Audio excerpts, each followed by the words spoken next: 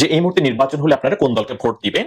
সেই নির্বাচনের ফলাফল হচ্ছে 70% তারা আওয়ামী লীগকে ভোট দিতে চান, বিএনপিকে ভোট দিতে চান 10%, জামাতকে ভোট দিতে চান 18%, জাতীয় পার্টিকে ভোট দিতে চান 1%। অনুরোধ করছি। আওয়ামী লীগের নেতৃত্বের অভাব নেই। আমি সজীব ওয়াজেদ জয় আছি, বঙ্গবন্ধুর নাতি। আমি আওয়ামী লীগের সাথে আছি। আমি আওয়ামী লীগকে ফের ক্ষমতায় আনবো। আজকে হোক, কালকে হোক, 4 বছর পর হোক, 5 বছর পর হোক, আওয়ামী লীগ ফের ক্ষমতায় আসবেই। কারণ আওয়ামী লীগ হচ্ছে বাংলাদেশের সবচেয়ে বড় রাজনৈতিক দল। কেউ আমাদের ঠেকায় রাখতে পারবে না। আপনি আমাকে বলেন তো, স্বাস্থ্য উপদেষ্টা তিনি স্বাস্থ্যমন্ত্রীর পদমর্যাদায় আছেন। আমি জানি ব্যক্তিগতভাবে যে তিনি শারীরিকভাবে অসুস্থ। তিনি কেন ওই পদে গেলেন? তিনি তো ডাক্তারও নন, স্বাস্থ্য খাতে তার ন্যূনতম কোনো অভিজ্ঞতা নেই। তিনি কেন গেলেন? কারণ তিনি ইউনুস সেন্টারে ছিলেন। এবং এইভাবে না নেপোটিজম যখন আপনি সকল জায়গায় করবেন, আমার লোককে আমি বসাবো, যাকে খুশি তাকে বসাবো, এই যদি হয় ভাই, তাহলে আর এই 1,500-এর উপর মানুষের রক্ত, 30,000-এর উপর আহত, 1,000-এর বেশি মানুষের সরকারের প্রতি পদে যে ব্যর্থতা, সেই ব্যর্থতাকে ঢাকা। প্রিয় দর্শক, এই মাত্র পাওয়া খুবই গুরুত্বপূর্ণ ভিডিওতে আপনাকে স্বাগতম। দর্শক, আপনারা ভিডিওর থাম্বনেল দেখেই বুঝতে পেরেছেন আজকের ভিডিওটি কতটা গুরুত্বপূর্ণ হতে চলেছে। দর্শক, আজকের ভিডিওতে অনেক চাঞ্চল্যকর সব গোপন তথ্য ফাঁস করা হবে, তাই না টেনে সম্পূর্ণ ভিডিওটি দেখতে থাকুন এবং এই রকম আরো নিউজ শুনতে চ্যানেলটি সাবস্ক্রাইব করে আমাদের সাথেই থাকুন। তো চলুন দর্শক, কথা না বাড়িয়ে আমরা মূল ভিডিওতে যাই। আমি একটা জরিপ করেছিলাম। জরিপটা এ কারণে যে গত বেশ কিছুদিন ধরেই আপনি তো জানেনই, একটা বেশ খুবই আলোচিত একটা গণ অভ্যুত্থানের মাধ্যমে আওয়ামী লীগ সরকারের পতন ঘটলো এবং পতন ঘটার পর একটা অন্তর্বর্তীকালীন সরকার আসলে, নির্দলীয় সরকার, ছাত্রদের সমর্থন নিয়ে তারা ওখানে সরকার চালাচ্ছে, আবার বাইরে থেকে ছাত্ররা তাদেরকে সমর্থন দিচ্ছে। এবং এর মধ্যে একটা বড় ঘটনা ঘটলো যে ছাত্রদের দাবির প্রেক্ষিতে আওয়ামী লীগের যে ভাতৃপ্রতিম সংগঠন আছে বাংলাদেশ ছাত্রলীগ, তাকে সরকারিভাবে নিষিদ্ধ করা হলো। তারপর দেখলাম যে কিছু কিছু সেক্টর থেকে আওয়ামী লীগকে নিষিদ্ধ করার দাবি উঠছে, অথবা আওয়ামী লীগের রাজনৈতিক কর্মকাণ্ড নিষিদ্ধ করার দাবি উঠছে। এইসব দাবির মাঝে আমি আসলে বোঝার চেষ্টা করেছিলাম যে আসলে এই দেশের মানুষ আওয়ামী লীগ সরকারের যে 15 বছরের শাসন, সেই শাসনে আমি মনে করি, আমার বিবেচনায় তাদের যে কুশাসন, দুঃশাসন, সেই শাসনকে তারা ভুলতে পেরেছে কিনা, অথবা এখনো তারা আওয়ামী লীগকে সমর্থন করে কিনা, করলে কতটা করে, অথবা তার বিপরীতে অন্তর্বর্তীকালীন সরকারের যে পারফরমেন্স, সেটাকে তারা কিভাবে মূল্যায়ন করছে, এই সমস্ত বিষয় নিয়ে আমি একটা জরিপ করেছিলাম। আবার আমার জরিপে একটা মাত্র প্রশ্ন ছিল। সেই প্রশ্নটা এমন, যদি এখন নির্বাচন হয় তাহলে কাকে ভোট দেবেন? ইউটিউবে সাধারণত 4টা অপশন রাখা যায় এই সমস্ত ক্ষেত্রে, তো আমি 4টা অপশনই রেখেছিলাম। একটা ছিল বিএনপি, একটা ছিল আওয়ামী লীগকে, একটা বিএনপিকে, আরেকটা হলো জামাতকে, আরেকটা হলো গণ অভ্যুত্থানকারী ছাত্ররা যদি কোনো দল করে তাহলে সেই দল কি। এবং আমি খুব কিছুটা বিস্ময়ের সঙ্গে আমি লক্ষ্য করলাম, সেখানে সর্বোচ্চ ভোট পেয়েছে আওয়ামী লীগ। আওয়ামী লীগ পেয়েছে 56% ভোট। দ্বিতীয় স্থানে আছে জামায়াতে ইসলাম, তারা পেয়েছে 20% ভোট। তৃতীয় স্থানে আছে বিএনপি, তারা পেয়েছে 18% ভোট। এবং পঞ্চম স্থানে আছে, যদি গণ অভ্যুত্থানকারী ছাত্ররা দল করে সেই দলকে, সেটা হলো মাত্র 5% ভোট। এই জরিপটা আমি দিয়েছিলাম হলো আজকে থেকে 5 দিন আগে। এই 5 দিনে মোট 91,000 মানুষ ভোট দিয়েছে। এই জরিপের পর আমি একটু, ভূমিকাটা লম্বা হচ্ছে, আমার একটু বলা দরকার, এই জন্য বলছি। এই জরিপ যখন আমি প্রকাশ করলাম, তখন অনেকে আমার বিরুদ্ধে এই ধরনের অভিযোগ করলো যে ছাত্রলীগের সব লোকেরা আমার এখানে এসে ভিড় করেছে, ছাত্রলীগ অথবা আওয়ামী লীগ তাদের কোনো যাওয়ার জায়গা নেই, ঘরের মধ্যে লুকিয়ে আছে, লুকিয়ে বসে বসে আমার এখানে ভিড় করেছে এবং সে কারণেই এত ভোট পড়েছে। তো এটা আসলে বাস্তব চিত্র নয়, একেবারেই বাস্তব চিত্র নয়। তো এটা আমার কাছে বাস্তব চিত্র বলে মনে হয় না। আপনার কাছে আমার দুটো প্রশ্ন। 1 নম্বর প্রশ্ন হলো, আপনি কি এই জরিপের ফলটাকে বাস্তব চিত্র বলে মনে করেন কিনা? 1 নম্বর, এটাকে আর্টিফিশিয়াল রেজাল্ট কিনা? 1 নম্বর। আর 2 নম্বর হলো, আপনি আসলে কি মনে করেন যে অন্তর্বর্তীকালীন সরকারের যে পারফরমেন্স, সেই পারফরমেন্সের সঙ্গে মানুষ কি আগের সরকারকে তুলনা করছে, এবং তুলনা করে কি তারা নতুন কোনো সিদ্ধান্তে পৌঁছছে? এই দুটো প্রশ্ন আপনি একবারে করলাম, আপনি দুটো সম্বন্ধে আপনার অভিমত জানতে চাই। সেটা মানে আমার যে আপনার যে জরিপটা, হ্যাঁ, সেটা আমি একেবারে from neutral point of view বলতে পারি। যেমন ধরেন, আমি যখন বাজারে যাচ্ছি তখন আমি অনেককেই বলতে শুনতেছি যে আগের আমল ভালো ছিল। আমি অনেককেই বলতে শুনছি, এটা কিন্তু হার্ড রিয়ালিটি। এটা যদি বৈষম্য বিরোধী ছাত্র আন্দোলন বা তাদের সমন্বয়ক একটা মাইন্ড করেন, এইটা আবার তো মিথ্যা কথা বলার কোনো কারণ নাই। আমি অনেককে বলতে শুনেছি যে আগের আমল ভালো ছিল। এবং এইটা ঠিক, বর্তমান সরকারের পারফরমেন্সের উপরে আরো সন্তুষ্ট না, অনেকগুলো কারণ। একটা হচ্ছে যে, যেমন ধরেন যে দ্রব্যমূল্য, 2 নম্বর হচ্ছে ললেসনেস, তারপরে 3 নম্বর হচ্ছে আপনার এই যে নির্বাচনের তারিখ ঘোষণা করছে না ইত্যাদি। এখন সরকারের প্রতি যে গ্রিভিয়েন্সটা, এইটা কে ক্যাশ করতেছে, এটা কে ব্যাক করতেছে, কার থলিতে যাচ্ছে? এটা বিএনপির থলিতে যাচ্ছে, না আওয়ামী লীগের থলিতে যাচ্ছে, না জামাতের থলিতে যাচ্ছে, না অন্য কোনো বামপন্থীদের থলিতে যাচ্ছে? এটা তো আপনি নির্বাচন ছাড়া বুঝতে পারবেন।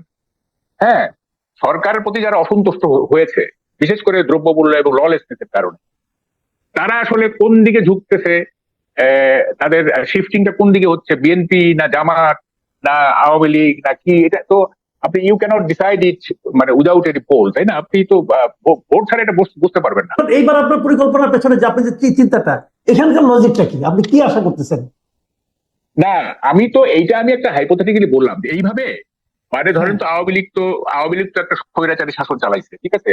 এখন আওয়ামী লীগের যারা দোষর ছিল তারা নির্বাচন এলাকায় হয়তো যাইতে পারবে না, তারা এলাকাতেই যাইতে পারবে না, মানুষ এত চেপে আছে, তাই না? তো ফলে এদেরকে বাদ দিয়া যারা একেবারে নন আওয়ামী লীগ, যাদের মধ্যে কোনো আওয়ামী লীগ গন্ধ নাই, তারা নির্বাচন করে দেখুক। হ্যাঁ, তারা ওই যে আমি বললাম যে আচ্ছা, আমি বুঝতে পেরেছি, আমার কাছে ক্লিয়ার আপনার বক্তব্যটা। কিন্তু আমার কথাটা হলো কি, এই যে আপনি এরকম ভাবছেন, আপনি বলছেন যে সরকারের জনপ্রিয়তা, বর্তমান সরকারের জনপ্রিয়তা কিছুটা হলেও কমছে, বিপরীত দিকে মানুষের সঙ্গে আওয়ামী লীগের তুলনাও করছে, এর পেছনে কি আপনি এই যে বর্তমানে যে একটা ঘটনা চলছে, যে মনে করেন সংবিধান মানি না, বঙ্গবন্ধুকে মানি না, আজকে একজন উপদেষ্টা বললো যে দরবার হল থেকে বঙ্গবন্ধুর ছবি নামিয়ে দিয়েছেন, একটা বাহাদুরি করে সামনে দাঁড়িয়ে উনি ফেসবুকে স্ট্যাটাস দিলেন, এই যে ঘটনাগুলি কি আমাদের দেশের কিছু সংখ্যক নাগরিককে একটু হলেও বিরক্ত করছে? আপনার কি মনে হয়? না, এইটা তো মানুষ ভালোভাবে নিচ্ছে না মানে হচ্ছে যে এগুলি তো নন ইস্যু, এগুলিকে ইস্যু করা কেন হচ্ছে আমি এটাই বুঝি না। ইস্যু তো এখন দ্রব্যমূল্য, ইস্যু তো এখন মানে ললেসনেস, ইস্যু তো এখন নির্বাচন। হ্যাঁ, সংস্কার তো কিছু আছে, এগুলি তো নন ইস্যু, এগুলি দিয়ে কি অ্যাচিভ করা যায় আমি বুঝি না। হ্যাঁ, এইটা তো কিছু মানুষকে খেপানো হচ্ছে, যারা প্রো আওয়ামী লীগার, হ্যাঁ, যারা ডাইহার্ড আওয়ামী লীগার, তারা খেপে যাচ্ছে, তাই না? আপনি তো কাউকে হস্টাইল করে তো কোনো লাভ নেই, আপনাকে তো পলিটিক্স অফ অ্যাকোমোডেশন করতে হবে, তা না হলে তো সোসাইটিতে আপনি সুস্থির করতে পারবেন না। এই সোসাইটিকে তো আনরেস্ট করলে তো আপনাদেরই ক্ষতি, আপনারা শাসন করতে আপনার কষ্ট হবে। সোসাইটি যদি আনরেস্ট হয়ে যায় তাহলে আপনারা কিভাবে ভালোভাবে শাসন করবেন? তো সোসাইটিকে তো আপনাকে সুস্থির রাখতে হবে, এবং সোসাইটিকে যদি সুস্থির রাখতে হয় তাহলে তো আপনাকে এই ধরনের ইস্যুতে হাত দেওয়া উচিত না, যে সমস্ত ইস্যু। আর আরেকটা কথা হচ্ছে, এই যে বঙ্গবন্ধুর ছবি যে নামানো হলো, এইটা কি কোনো আমি জানি না ঠিক উপদেষ্টা পরিষদের কোনো সিদ্ধান্ত হয়েছে এটা, এবং সিদ্ধান্ত আকারে এটা হয়েছে না একজন উপদেষ্টার নিজস্ব এটা হয়েছে, আমি ঠিক জানি না। হ্যাঁ, কারণ এইটা তো এখন পর্যন্ত এখন পর্যন্ত তো কনস্টিটিউশন আপনি বাতিল করেন নাই কিংবা স্থগিত করেন নাই। কনস্টিটিউশন যে বাতিল করে বা স্থগিত করে যদি করতেন তাহলে তো কোনো ব্যাপার ছিল না, কিন্তু যেহেতু কনস্টিটিউশন এখন ইনঅ্যাক্ট আছে, হ্যাঁ, তো ফলে আপনি কনস্টিটিউশন যেহেতু শেখ মুজিবুর রহমান হচ্ছে ফাদার অফ দি নেশন, তাইলে আপনি যে তার ছবিটা নামাচ্ছেন এইটার তো একটা আইনগত ভিত্তি লাগবে। এখন আপনি বলতে পারেন যে অভ্যুত্থানের সরকার, এখানে আইন টাইন নাই, কিছু নাই, দ্যাট ইজ ডিফারেন্ট। হ্যাঁ, ওটা যদি আপনি বলেন যে অভ্যুত্থানের সরকারে আমরা এটা কোনো আইন টাইন বুঝি না, তাহলে তো আর কোনো বিতর্ক চলে না। কিন্তু আপনাকে যদি তাই হয় তাহলে ওনারা তো যে উপদেষ্টা এটা করেছেন, উনি নিজেও তো তার কিছুক্ষণ আগে এই সংবিধানের অধীনেই শপথ নিলেন, এটা কেমন হলো? এটা হ্যাঁ, এটা কন্ট্রাডিক্টরি না। আপনি সংবিধানের একটা বিষয় যে বঙ্গবন্ধু হচ্ছে, শেখ মুজিবুর রহমান হচ্ছে জাতির পিতা, তাই না? এইটা আপনি বঙ্গবন্ধু থেকে সরাই দিলেন, আবার এই কনস্টিটিউশনের অধীনেই আপনি ইয়ে করলেন, শপথ দিলেন, এটা তো সেলফ কন্ট্রাডিক্টরি হয়ে গেল, স্ববিরোধী হয়ে গেল। আপনাকে তো একটা করতে হবে, যে আপনি কনস্টিটিউশন হেল্ড আপ করে দেন, বা কনস্টিটিউশন আপনি রেলিংকুশ করে দেন, বাতিল করে দেন, কোনো অসুবিধা তো নাই। এখন একটা গণ অভ্যুত্থানের সরকার, আপনাদের সরকার যা করবে তাই হবে, কিন্তু আপনি কনস্টিটিউশনকে বলবৎ রেখে আপনি যদি এক্সট্রা কনস্টিটিউশনাল কিছু করেন তাহলে তো এটা তো মানুষ স্বাভাবিকভাবে নিবে না, তাই না? এবং এইটা আপনার দায়িত্ব হচ্ছে, আপনি শুনেন চিফ অ্যাডভাইজার তো প্রথম দিনই বললেন যে আমরা ইউনিটি চাই, we are in one family. আমরা তো খুশি হয়েছিলাম, আমরা হ্যাঁ ঠিক আছে, সাংঘাতিক ব্যাপার, একটা ন্যাশনাল ইউনিটি, আমরা সবাই এক পরিবার। হ্যাঁ, আমরা তো দেখছি ক্রমে মানুষকে ডিভাইড করে দেওয়া হচ্ছে, মানুষকে অসন্তুষ্ট করা হচ্ছে। আপনি কি এটা অস্বীকার করতে পারবেন যে বঙ্গবন্ধুর ভক্ত বাংলাদেশে একেবারেই নেই, একজনও নেই? এটা কি হয়? আপনি গ্রামে যান, 80 থেকে 85 বছরের যে কোনো লোক আপনি জিজ্ঞাসা করেন যারা আওয়ামী লীগ করতো, তারা নিরীহ, তারা কোনো দলবাজি করে না, তারা কোনো চাঁদাবাজি করে না, তারা কোনো সুবিধা, নিরীহ। সে বলবে যে ভাই 54 সাল থেকে নৌকা মার্কায় ভোট দিয়ে আসতেছি, বঙ্গবন্ধু হ্যাঁ, যুক্তফ্রন্টে ভোট দিছি, 70-এ ভোট দিছি, আমরা ভাই বঙ্গবন্ধুর সাথে আছি। একদম 80-82 বছরের বৃদ্ধ যারা আসবে, হ্যাঁ, তারা দেখবেন নিরীহ টাইপের লোক, কিন্তু বঙ্গবন্ধুকে তারা ভালোবাসে। তারা তার মানে কোনোদিনও আপনি যেটা মনে করছেন, পাওয়ার তার মানে আপনার বক্তব্য হলো যে এই যে অপ্রয়োজনীয় বিতর্কগুলো, এটা হ্যাঁ। জাতিকে আসলে ঐক্যবদ্ধ করার পরিবর্তে বিভক্ত করছে। বিভক্ত করছে এবং বিভক্ত জাতি অগ্রসর হতে পারে না। পারে না, এবং বিভক্ত জাতিকে রুল করাও কঠিন। বিভক্ত জাতিকে যে আপনি শাসন করবেন এইটা, এবং সোসাইটিকে আনরেস্ট করা, এইটা তো কোনো বুদ্ধিমান সরকার করে না। বুদ্ধিমান সরকার করবে যে তার যে এজেন্ডা গুলি আছে, তার যে সমস্ত জি। বর্তমান সরকারের যে সমস্ত এজেন্ডা আছে, সরকার সংস্কার এগুলো যা যা আছে, এগুলোকে তারা পার্সু করবে। আপনি জি, নন অনেক ধন্যবাদ। অনেক ধন্যবাদ জনাব মাহবুব কামাল, আপনি অনেকক্ষণ আপনার একটা নতুন ধরনের বক্তব্য আজকে আপনার কাছ থেকে আমি পেলাম। এটা হাইপোথেটিক্যাল হলেও আমার মনে হয় এটা মানুষের মধ্যে অনেক ধরনের নানা ধরনের চিন্তার জন্ম দিবে, মানুষের মধ্যে মানুষ এটা ভাববে। প্রিয় দর্শক, এখন এ পর্যন্তই। আমাদের সিনিয়র সাংবাদিক, আমাদের বড় ভাই, এবং উনি অনেক বিষয় নিয়ে আমি দেখেছি এর আগেও যে নতুন নতুন চিন্তা করতে উনি পছন্দ করেন, এবং সেই ধরনের একটা নতুন চিন্তা উনি আমাদের সঙ্গে শেয়ার করলেন। আমার ধারণা এই চিন্তাটা আপনাদের মধ্যেও আলোচিত হবে এবং আলোচনা করা হতো, আপনারাও কোনো একটা সিদ্ধান্ত বুঝতে পারবেন। আপনারা সবাই ভালো থাকবেন। জুলাই গণহত্যা নিয়ে প্রথমবারের মতো ট্রাইব্যুনালে তোলা হচ্ছে 14 জনকে। জুলাই আগস্টের গণহত্যায় জড়িত থাকার মামলায় আগামীকাল সোমবার 18 নভেম্বর আওয়ামী লীগ সরকারের সাবেক 10 মন্ত্রীর 2 উপদেষ্টা, অবসরপ্রাপ্ত 1 বিচারপতি ও সাবেক 1 সচিব সহ মোট 14 জনকে মানবতাবিরোধী অপরাধের মামলায় গ্রেপ্তার দেখে আন্তর্জাতিক অপরাধ ট্রাইব্যুনালে তোলা হবে।